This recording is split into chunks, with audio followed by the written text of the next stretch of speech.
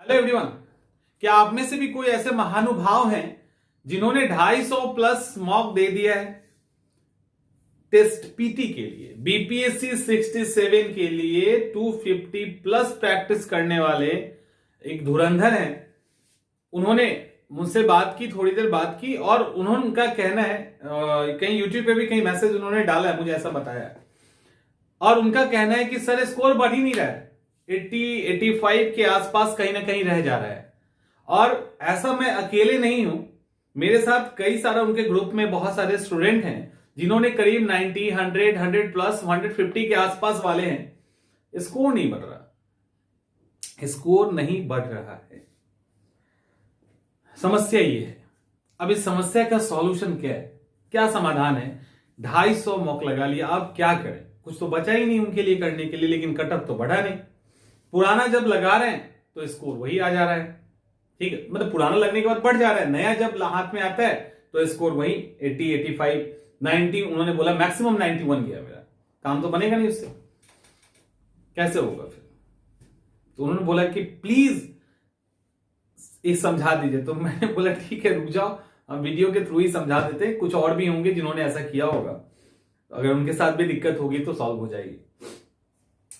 ऐसे आप, इन्होंने तो 250 ही किया है ना, 2000, 2500 भी मॉक कर लेंगे ना तो बहुत फर्क नहीं पड़ेगा। सिर्फ जो लोग क्वालिटी और क्वांटिटी दो अलग अलग चीजें होती है, उसके अंदर अगर बैलेंस नहीं बना तो गड़बड़ है। नंबर ऑफ टेस्ट सिर्फ अटेम्प्ट कर लेना आपको किसी एग्जाम के लिए तैयार कर देगा, यह जरूरी नहीं है।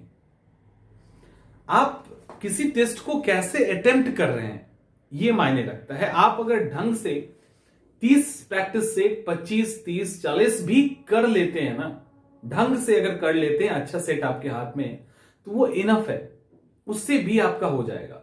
और अगर सही से नहीं करते हैं तो 200-250 भी लगा लोगे, क्योंकि मॉडल टेस्ट पेपर तो आता ही रहता है, क्वेश्चन रिपीट होते रहता है उसी के अंदर, और आप लगा लेंगे, नहीं कुछ होगा। सवाल है, और ये प्रीलिम्स और मेंस दोनों में काम करता है। ऐसा नहीं कि मेंस के अंदर भी सुनने में आता है इतने क्वेश्चन प्रैक्टिस कर लिया मैंने, ये वो फलाने में। खैर अभी उसको साइड कीजिए, हम लोग पीटी की बात कर रहे हैं।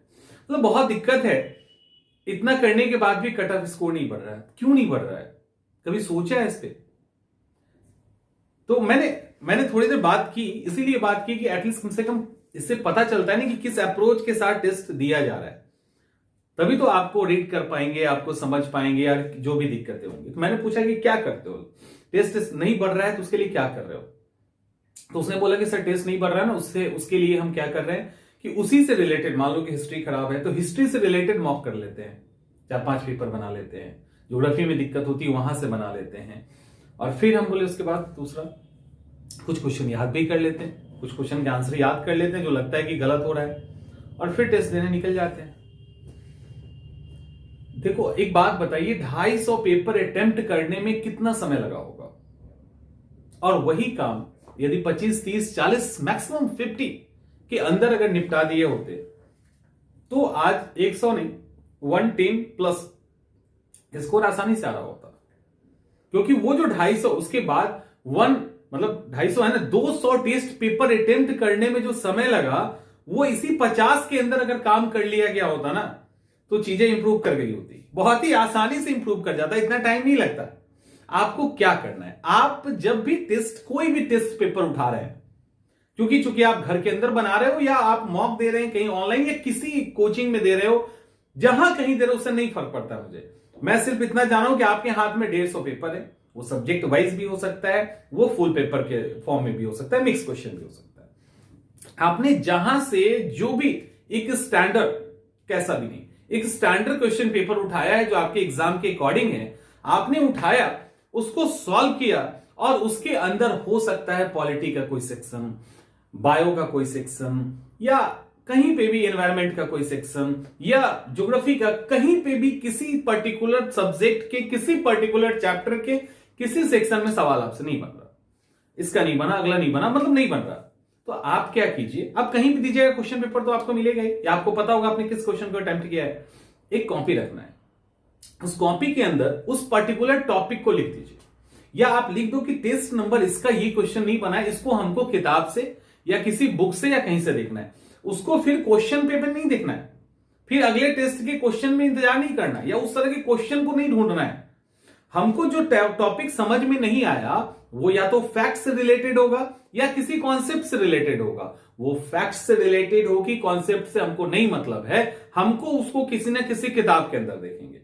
हम गूगल कर लेंगे तब भी चलेगा, लेकिन हम उसके बारे में पढ़ेंगे क्योंकि वो सवाल मेरा गलत हुआ है। ठीक है, वो कॉन्सेप्ट बेस्ड हो या ऑब्जेक्टिव बेस्ड हो, फर्क नहीं पड़ता है। हमको क्वेश्चन में दोबारा नहीं जाना, हमको उस टॉपिक से रिलेटेड चीजों को पढ़नी है और पढ़नी है। और इस तरह से आप पॉलिटी, हिस्ट्री, ज्योग्राफी का पूरा पेज तैयार कर लीजिए। जो क्वेश्चन जो चैप्टर का नहीं समझ में आ रहा उस चैप्टर को एक बार पढ़ लीजिए। तो उससे क्या होगा, 5-10 मॉक लगाते ही जो भी समस्याएं हैं वो आपकी बाहर आ गई और उस समस्या को आपने पढ़ लिया। क्योंकि सारा समस्या नहीं होता, प्रॉब्लम सब नहीं होता। आप तो 80-90% क्वेश्चन बना ही रहे हैं, प्रॉब्लम आगे के 10-20 सवाल करते हैं। तो उस 10-20 सवाल को कैसे ठीक करेंगे, तो उसका ये एकदम बेस्ट तरीका है। 4-5-6 मॉक लगाते लगाते आप जो है ना 8 से 10 से 15 नंबर तक इंप्रूव कर सकते हैं, 15 नंबर। और ये किया गया है, ये हवाई बातें नहीं हो रही है, ये स्टूडेंट ने किया है। और आपके और हमारे बीच के ही जो स्टूडेंट है उन्होंने ही किया है। उनको भी समस्या पहले थी, बट होता क्या, वीडियो नीचे चली जाती है और आप लोग को मिलता नहीं है, फिर नया क्वेरी आता रहता है। खैर, तो आपको क्या करना है, एक कॉपी फ्रेश रखना है, उसके अंदर इसको अच्छे से, जहां पे जिस टॉपिक में आप फंसे उसको लिखना है, उसको पढ़ना है। जहां से पढ़ना है आपको, फिर से सुनिए, जहां से पढ़ना है, क्वेश्चन पे नहीं जाना। फिर उसके बाद उससे रिलेटेड 4-5-6 क्वेश्चन सॉल्व कर लीजिए। जीवन में दोबारा गलत नहीं होगा और वो 1 नंबर आपका बढ़ गया।